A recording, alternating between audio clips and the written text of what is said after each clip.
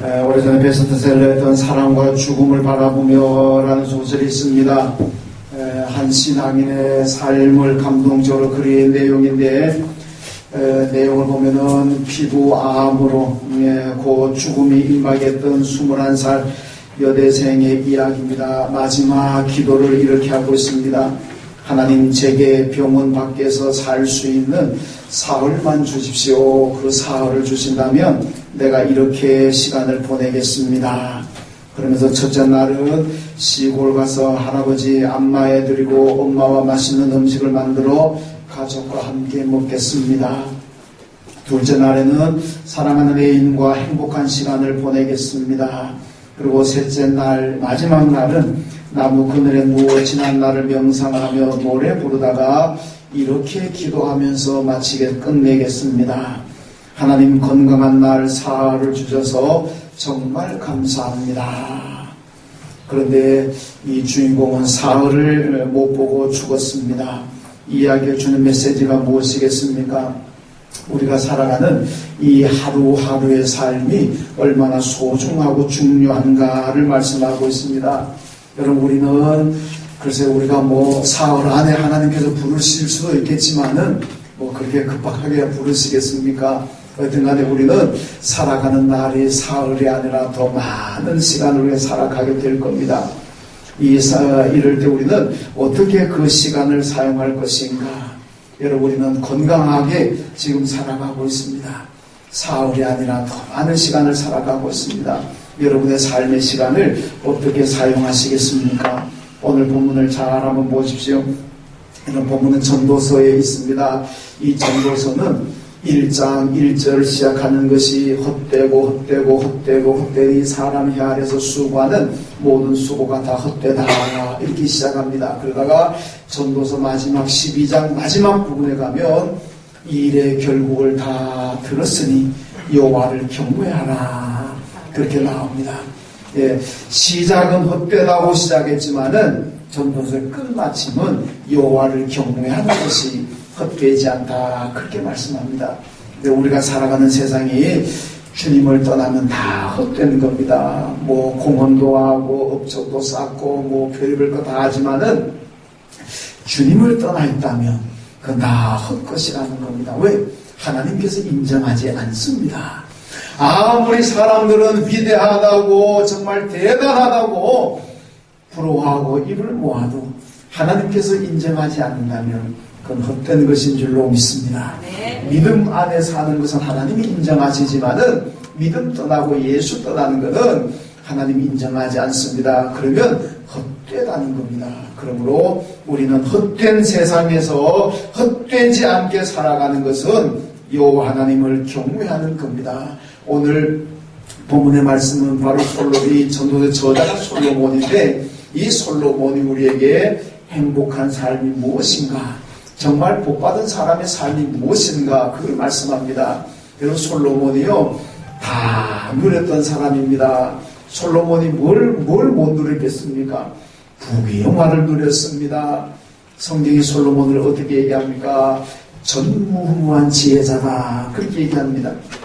솔로몬 전에도 솔로몬 같은 지혜자가 없었고 솔로몬 이후에도 솔로몬 같은 지혜자는 나오지 않는다.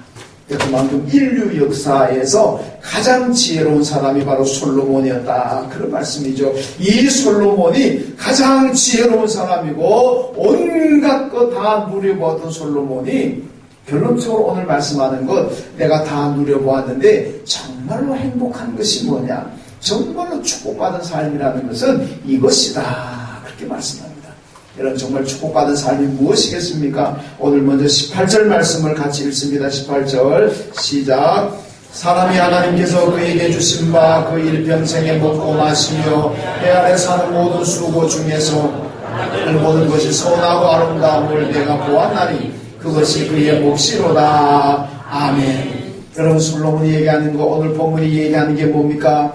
인생에서 가장 행복하고 가장 축복이 뭐냐? 인생의 낙을 누리느라는 거. 다시 말씀드려서 내가 기뻐하고 즐겁게 살아간다면 그것이 내가 이 땅에서 누릴 수 있는 가장 큰 축복이라는 말씀입니다.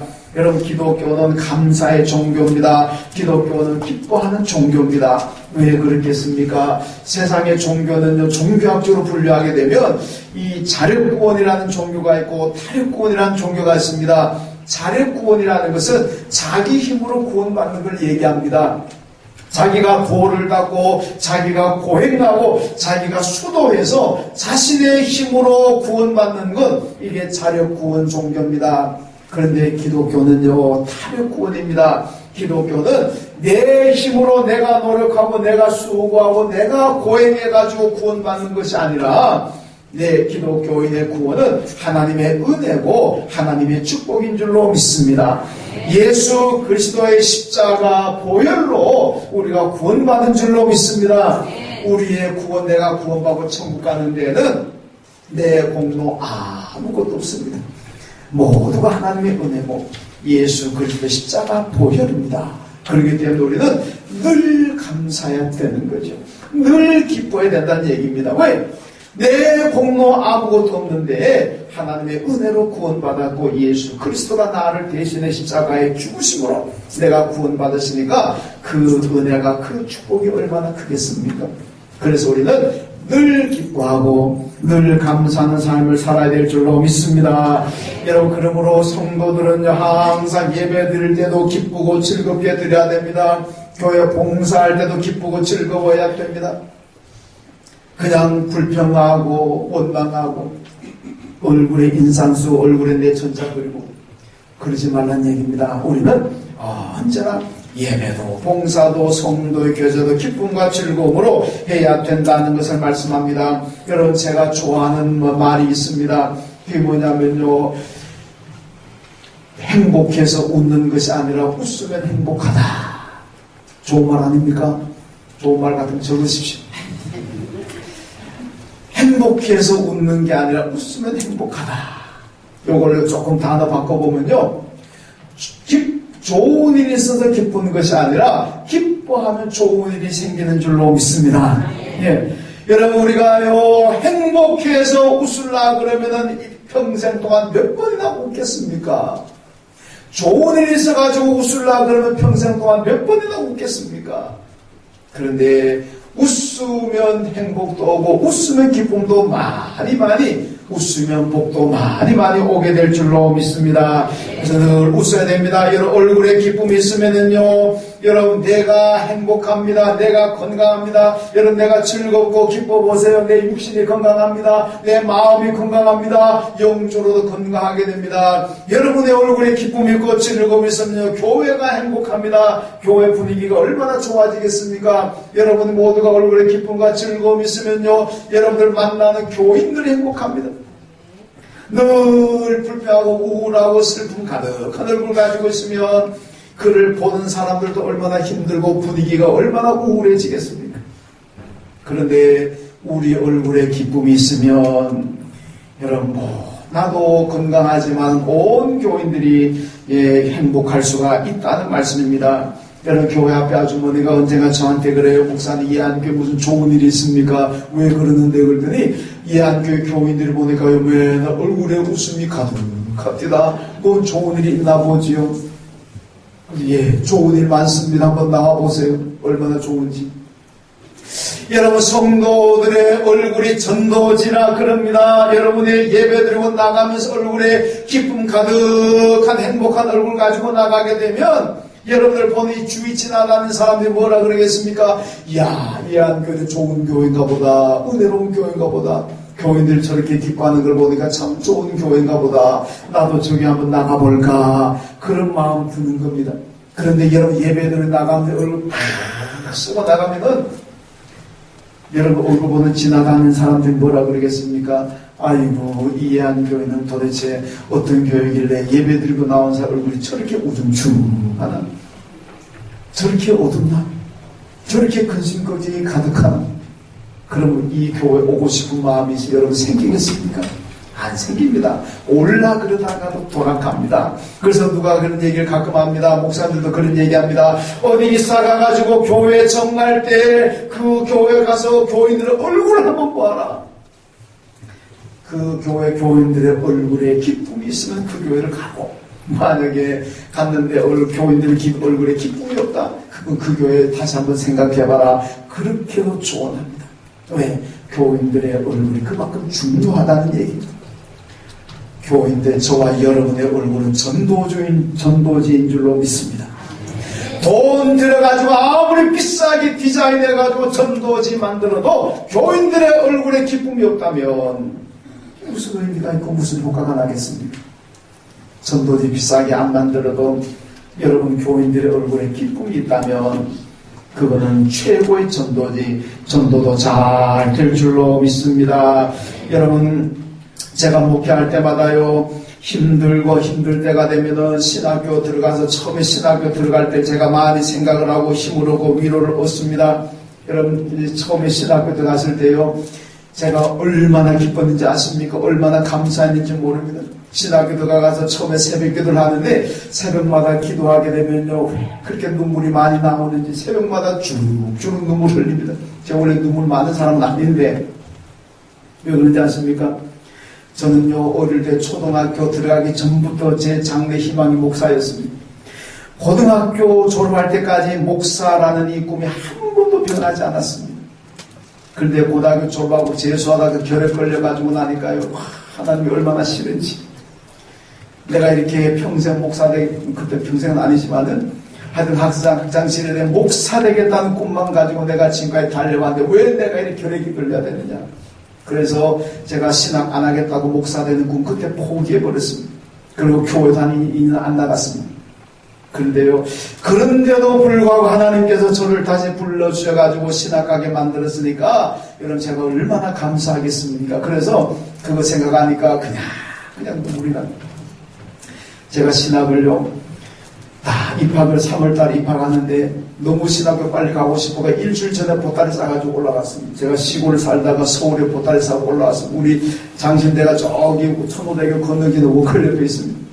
일주일 전에 왔는데 그날따라 또 비는 저저 오고 2월 말에 날씨는 춥고 기숙사는 아직 개학을 안 했기 때문에 그때 연탄난로 피웠는데 난로도 없습니다. 이야, 이제 가면은 춥게 지냈구나 그렇게 생각하고 그런 방에 들어간데 보니까요, 그 방에 마침 저보다도 더 기뻐하는 친구가 저보다 더 밀주와요. 보니까 연탄을 어디 가서 구했는지 연탄난로 피우고 있더라고요. 그래서 둘이 앉아가지고 인사하고 소개하고 어디서 왔느냐 인사하고 그러고 있는데 그 친구하고 이런저런 얘기 나누면서 3년 동안 그 친구하고 제가 기숙사 한밤을 썼습니다. 요즘 말로 베프라 그러죠. 절친은 가장 베스트 프렌드. 예. 정말 그 친구가 그래가지고 3년 동안 한밤에서 가장 친한 친구가 되었습니다. 지금도 가장 친하게 지내고 있습니다. 누구냐면 우리 교회 한 2번 와서 설교했고 지난번에 광주 호남신학대학교 총장 된 그 최영진 목사님 그때 만나가지고 그 친구도 기뻐하고 저도 기뻐하고 그래서 신학을 그렇게 시작했습니다. 여러분 제가 이화여대 옆에 간 부가현 교회인데 그 부가현 교회 교육전사 제가 3년을 했습니다. 아동부하고 청년부 제가 지도했었는데 3년 동안요 금요 철학기도에 제가 방학이라서 집에 내려오지 않는 이상은 늘 제가 철학기도를 했습니다. 그 외에는요 담임 목사님은 제가 3년 동안 철학기도인데 한 번도 안 나오십니다. 그래서 그 열심히 있는 장로님하고 저하고 둘이서 철학기도 하는데 여러분 철학기도 옛날 철학기도 하면 저녁 9시 시작하면 그 다음날 토요일 새벽 4시까지 합니다. 4시 반에 끝나면 5시까지 한 30분 동안 쉬었다가 5시에 또 새벽기도 합니다. 그리고 그 끝나고 이제 버스 타고 다시 부안동에서 거기까지 옵니다. 네, 그걸 제가 3년 동안 했습니다. 그때는 힘든지도 몰랐어요. 얼마나 열정적으로 정말 사실 교육전사가 우리 교육전도 금요일 나오라는 얘기 아닙니다. 예, 안 나갔답니다. 안 나갔는데 저는 근데 3년 동안 나가서 그 장로님하고 내가 절반하고 그 장로님 절반하고 예, 그래서 새벽까지 그 긴 시간을 철학기도 했습니다. 여러분 요즘 제가 목회 오래 하다 보니까 좀 나태해질라 그러고 좀 마음이 좀 식어질라 그러면요 항상 그때를 생각합니다. 내가 처음에 신학교도 가서 그렇게 감사했던 기도했을 때 열정적으로 교수자가 거기서 부가인동 같이 가지고 금요일마다 가가지고 했던 그 열정 생각하면 하나님 내가 회개하면 하나님 내가 그때 그렇게 기뻐하고 그렇게 열심히 했는데 이제는 그 기쁨 하나님 사라지려고 그러고 그 열정도 많이 식었습니다. 하나님 용서하시고 그 일을 다시 회복시켜 주십시오. 그럽니다. 여러분, 제가 왜 이런 얘기 하는지 압니까? 여러분, 그것이 내 기준이 되었다는 얘기입니다. 여러분, 제가 막 열정적으로 기쁨이나 경험이 없다면요, 제 기준은 낮을 수밖에 없습니다. 그런데 그때 그 열심히 했던 거 생각하니까 그거하고 지금 내가 비교해 보니까 많이 후퇴해졌다는 거죠. 그래서 회개하게 되고 그때로 돌아가게 달라 기도하는 겁니다. 여러분, 마찬가지입니다. 여러분들이 물불을 가리지 않고 열심히 믿는 그 열정과 정말 어떤 상황에도 감사할 수 있는 그 경험이 있어야 됩니다. 그 경험이 열정적으로 주님을 섬기던 경험이 있는 사람들은 항상 그때를 생각하면서 지금의 나를 돌아보게 되는 겁니다. 하나님, 내가 그때는 그렇게 열심히 했는데 지금 내 믿음이 많이 식었습니다. 열심히 많이 식었으면 하나님 용서해 주십시오. 다시 회복되게 해주십시오. 그때로 돌아가려고 하는 그 마음이 생기잖아요. 그게 내 신앙의 도전이 되잖아요. 그런데 그런 열정과 그런 열심의 경험이 없는 사람들은 지금 그냥 대충 왔다 갔다 대충 믿어도 내가 지금 잘못 믿고 있다는 것도 모릅니다. 내가 지금 많이 식었다는 것조차도 모릅니다. 왜? 그런 경험이 없으니까. 그러니까 여러분, 인생의 어느 시기든지 간에 정말로 생명을 걸다시피 하는 그런 열심히 믿고 열심히 충성하는 그 경험이 있어야 됩니다. 네. 그래야 그때를 생각하면서 돌아가려고 하고 회개하고 주님과 가까워지는 것 아니겠습니까? 그게 신앙의 기준이기 때문에 중요합니다. 여러분, 가장 기쁠 때가 언제입니까? 시편 122편에 보면 다윗은요, 사람들이 내게 와가지고 성전에 가서 예배 드립시다, 그 말할 때가 제일 기뻤답니다. 여러분들 언제가 기쁩니까? 여러분들 만약에 누가 목사가 아니고 구역장들이 교회 오십시오, 왜 교회 안 왔습니까? 그 기쁘게 들립니까? 그 말이 기쁘게 들린다면 복인 줄로 믿습니다. 그게 귀찮아지고 왜 간섭하는 거야? 이 한 교회는 왜 남 사생활 또 자꾸 간섭하고 아이고 귀찮아 죽겠네, 좀 그만 안 했으면 좋겠네. 여러분, 하나님 교회 가서 예배 드립시다 말이 귀찮게 들린다면 여러분, 미안하지만 영적으로 병들어 있습니다. 그 말이 감사하게 들려야 됩니다. 기쁘게 들려야 됩니다. 그래서 다윗이 그러잖아요. 사람들 내게 성전에 가서 예배드리지 않을 때 가장 기뻤습니다. 이것이 여러분의 고백이 되시기를 주님의 이름으로 축원합니다. 여러분, 저는요, 옛날에 기쁠 때는요, 초등학교, 중고등학교 다닐 때는요, 아이들 나한테 와서 바둑 두자도 내가 제일 기뻤습니다. 여러분, 제가 바둑을 초등학교 3학년 때부터 뒀습니다. 지금 제가 바둑 잘 두지는 못하지만은 참 일찍부터 바둑을 뒀습니다. 그래서 그때는 바둑 두자도 제일 기뻤고, 그 다음에 대학 다니면서는요, 고수도 치자도 제일 기뻤습니다. 제가 고수도 잘 칩니다. 안 쳐서 그렇지. 여러분, 돈 따먹기 하면 다 깝니다. 내가 목사 되기 때문에 손 씻었습니다. 그리고 바둑 두면서 밤 많이 새웠습니다. 대학 다니면서는 고수도 치면서 밤도 새워봤습니다. 그런데 공부하면서 밤 새운 건 별로 없습니다. 내 기억으로 한두 번 정도 있는 것 같고 그 외에는 없습니다. 하여튼 바둑 두면서 신학 가기 전에 고수도 치면서는 밤을 많이 새워봤습니다. 그때는 그게 기뻤어요. 그때는 기뻤어요. 근데 지금은 그 기쁘지 않습니다. 지금은 그냥 제가 예한 교회에서 여러분들을 만나서 같이 하나님을 섬긴다는 게 기쁘고, 우리 교회가 그래도 조금은 성장하니까 기쁘고, 그게 요즘 제 기쁨입니다. 저는 여러분들 볼 때마다 기쁩니다. 여러분들도 우리 예한 교회를 볼 때마다, 저를 볼 때마다 기뻤으면 좋겠습니다. 아멘. 저를 볼 때마다 아유, 그럼 제가 얼마나 안타깝겠습니까?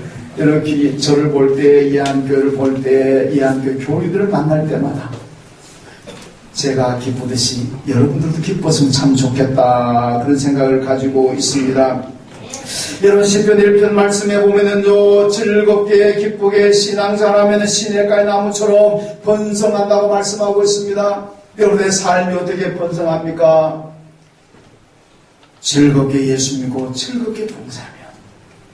제가 몇 년 전에요, 주일날 저녁 식사하러 저 영통에 나갔더니요, 사람들이 갑자기 왕창 몰려 나오는데 보니까 얼굴에 참 미안하지만 죽을 상을 하고 있습니다. 이 뭐하는 사람들인가? 얼굴은 깨재재한데 정말 어디서 이렇게 많은 사람들이 태거지로 나오나? 그래서 한번 물어봤어요. 식당도 이 뭐하는 사람? 스크린 경마장.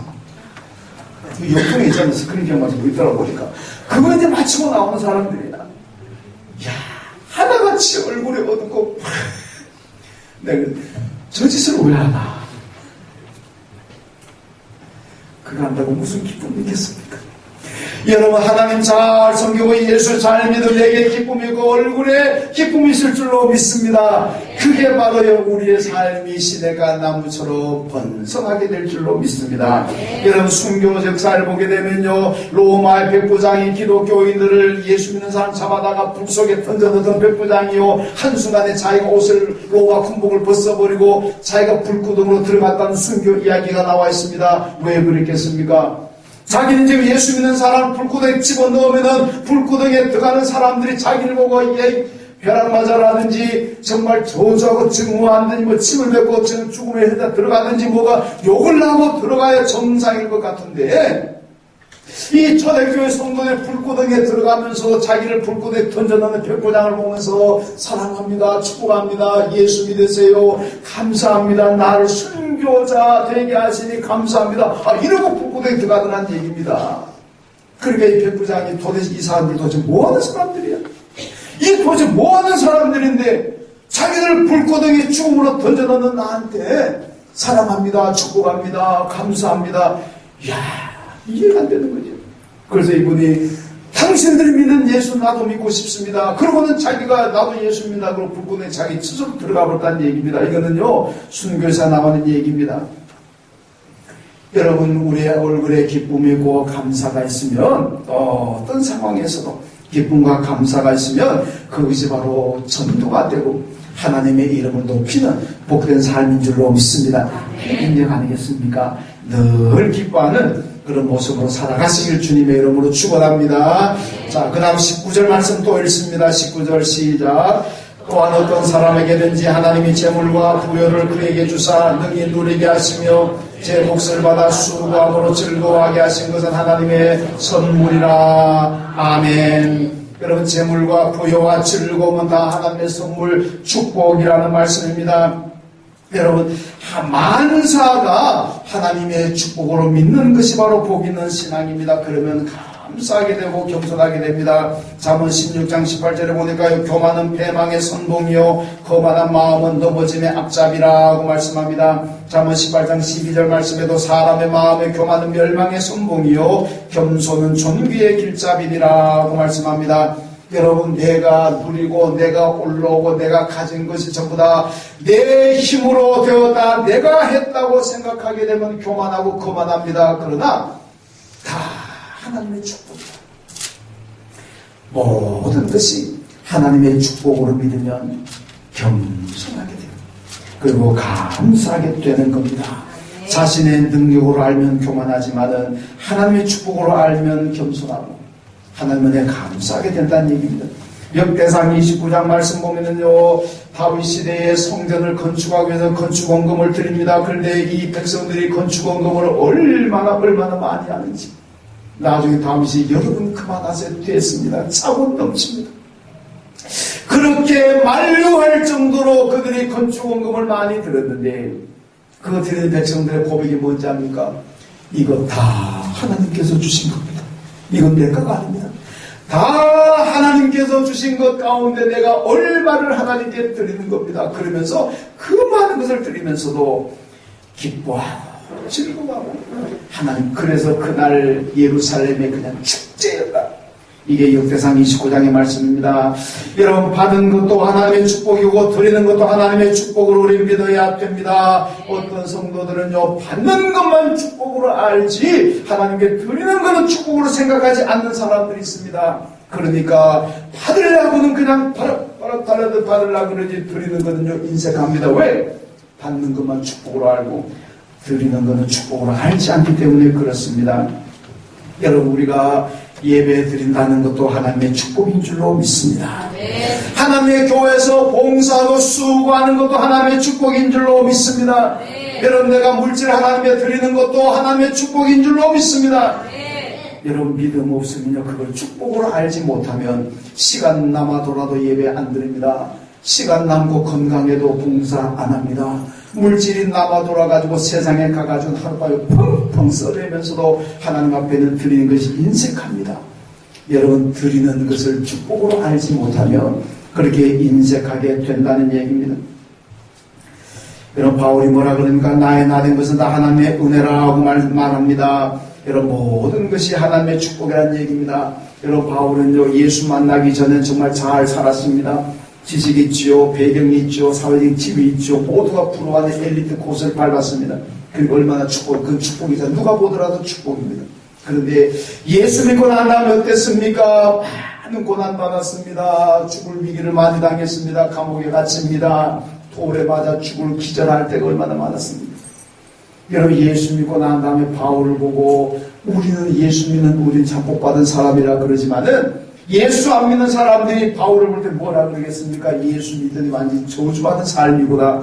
그걸 누가 축복이라 그러겠습니까? 그런데 바울은요 나의 나된 것은 전부 하나님의 축복이다. 그러니까 예수 믿고 고난받는 것도 축복이고 예수 믿고 감옥에 갇히는 것도 축복이고 예수 믿고 돌에 맞아 죽을 뻔한 그런 위기와 고통을 당하는 것도 다 하나님의 축복이라는 그런 고백입니다. 이게 믿음인 줄로 믿습니다. 여러분 우리는요 선별적인 축복관을 많이 가지고 있습니다. 내게 재물이 생기고 건강해지고 형통하게 되고 모두 잘 되고 모두 잘 되고 모두 잘 되고 하는 것마다 잘 되면 하나님의 축복을 알고 하나님 감사합니다. 그러지만은 그게 잘 안 되면 반대가 되면 실패하고 아프고 뭔가 잘 안 되면은 아이고 내가 축복을 못 받구나 그렇게 생각합니다. 여러분 우리가 다 하나님의 축복입니다는 고백 속에는 우리가 생각하는 대로 잘 되든 잘 안 되든 전부 다 하나님의 축복으로 받아들이고 믿어야 될 줄로 믿습니다. 여러분 왜 그런지 압니까? 요한복음 13장 7절 말씀 예수님 말씀합니다. 내가 하는 것을 너희가 지금은 알지 못하나 이후에는 알리라. 이게 무슨 말씀입니까? 내게 지금 아픔이 오고 실패가 오고 고난이 오고 고통이 오는 것 이게 무슨 뜻인지 지금은 모르지만 이게 축복인지 지금은 모르지만 이후에는 그것이 너의 축복인 줄 알게 되리라 그 말씀입니다. 여러분 그러니까 지금 힘들고 역경이 왔다고 해서 그게 실패가 아닙니다. 그것도 축복을 알고 감사하십시오. 그러면은 그게 왜 축복인지 이후에는 시간이 지나고 나면 알게 될 줄로 믿습니다. 지금 부정적인 것이 왜 축복인지 우리는 지금은 모를 겁니다. 누구나 모를 거 아닙니까? 그러나 지나고 나면 그게 축복인지 알게 됩니다. 그걸 믿고 여러분 늘 모든 것을 하나님의 축복으로 알고 그리고 감사하며 살아야 될 줄로 믿습니다. 자, 또 마지막 20절 말씀 읽습니다. 시작. 그는 자기의 생명의 날을 깊이 생각하지 아니하리니 이는 하나님이 그의 마음에 기뻐하는 것으로 응답하심이니라. 아멘. 여러분 말씀 뭡니까? 자기의 생명의 날을 깊이 생각하지 말라. 이게 뭔지 압니까? 오래 살려고 발부둥 치지 말라는 얘기입니다. 그냥 부르면 아예 예약하라는 얘기입니다. 자, 더 말하면 무슨 얘기냐면요. 어떤 사람들은 오래 살려고 교회도 못 나옵니다. 내가 건강해야 오래 산다. 그럼 주일날도 운동하러 가고 등산하러 가고 무슨 조기 축구 가고 뭐 골프 치러 가고 왜 그러면 내가 건강하게 오래 살아야 된다는 그 생각이 있으니까 예배도 못 드리고 봉사도 못하고 오래 살려고 건강 챙기기 위해서 운동하러 간다는 겁니다. 그런 거 하지 말아요. 그게 오늘 이게 본문에서 자기의 생명의 날을 깊이 생각하지 말라 그 얘기입니다.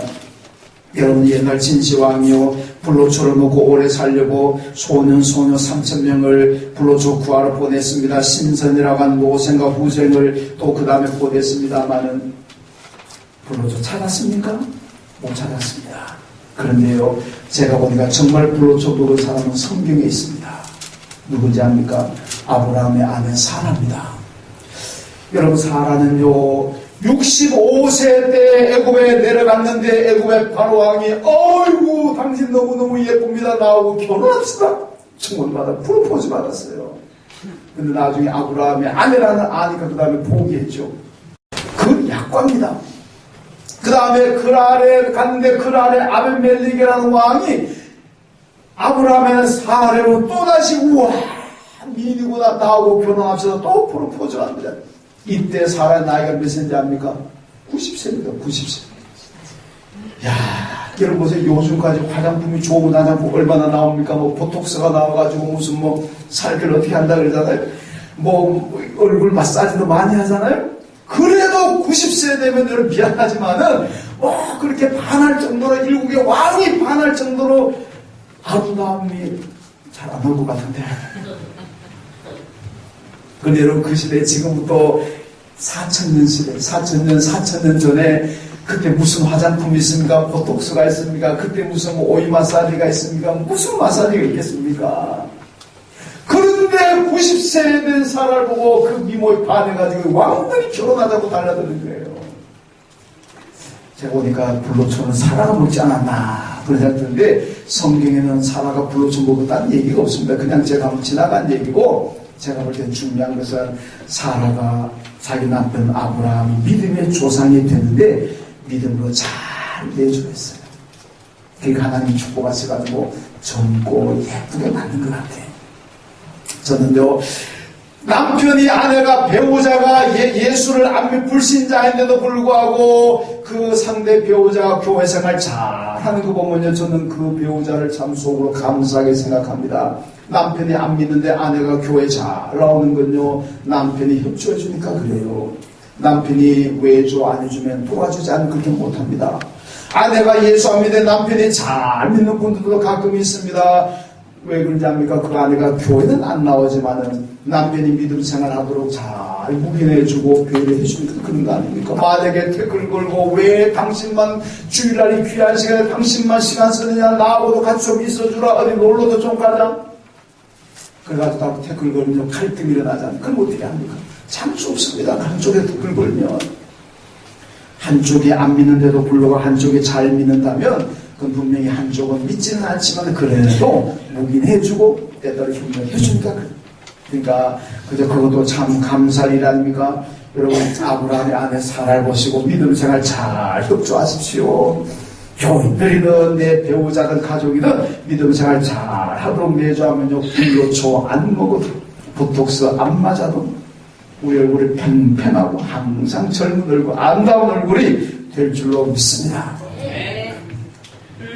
한번 해보시죠. 생명의 나를 깊이 생각하지 않는 사람은 하나님께 생명을 다 맡기고 성실하게 믿음 생활하는 사람을 얘기합니다. 여러분 건강하고 장수하기 위해서 신앙생활 게을리하지 않는 사람입니다. 생명의 주관자는 하나님이 있습니다. 오늘 오라 그러면 오늘 가고 내일 오라 그러면 내일 갈 수밖에 없습니다. 하나님 오라 그러는데 안 갈 장사 있습니까? 그러니까 하나님께 다 맡기고 제가 지난 금요 심야기도에 때도 말씀을 드렸는데요. 얼마나 불안합니까? 내 생명 여러분 자신할 수 있습니까? 사고도 많이 나고 지진도 나고 무슨 테러도 나고 뭐 교통사고도 얼마나 나는지 교통사고 나는 방송하는 방송 있더라 보니까 그거 한번 봤는데 와 무서워 그거 보면서 야 생명이라는 게 언제 어떻게 될지 모르구나.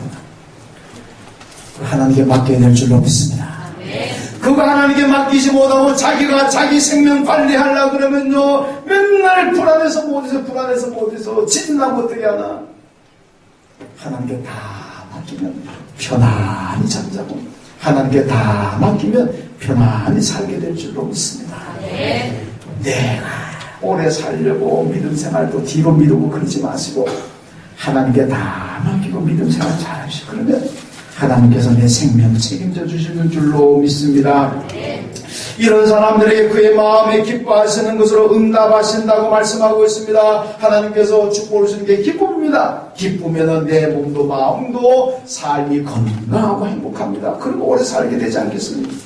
예수님께서 말씀합니다. 염려함으로 키를 한 자나 더 할 수 있느냐? 생명은 하나님께 달려 있습니다. 우리가 염려하고 걱정한다고 해서 키를 크게 할 수 있습니까? 못합니다. 내가 염려한다고 내 생명도 연장할 수 있습니까? 안 됩니다.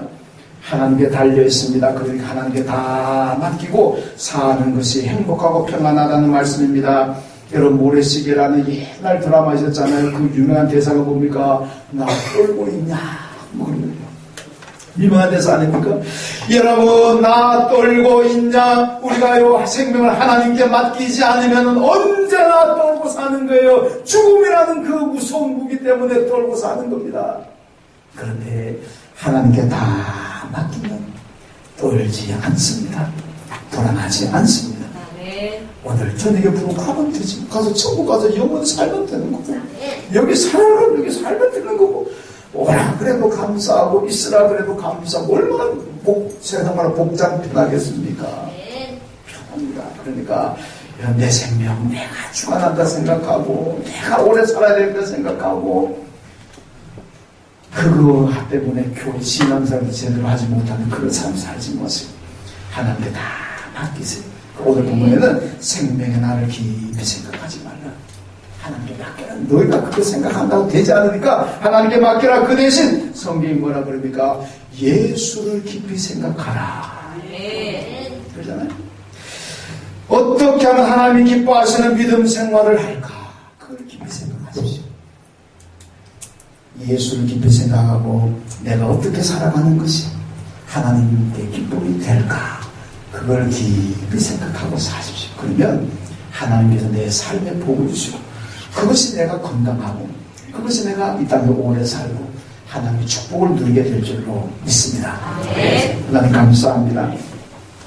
생명을 깊이 생각할 것이 아니라 우리 모두가 예수를 깊이 생각하고 어떻게 하면 하나님을 잘 섬길까를 깊이 생각하고 말미암아 이 땅에서 형통하고 이 땅에서 감사하고 이 땅에서 복 있는 삶을 살아가는 우리 모두가 다 되게 하여 주옵소서. 예수님의 이름으로 기도하옵나이다. 아멘.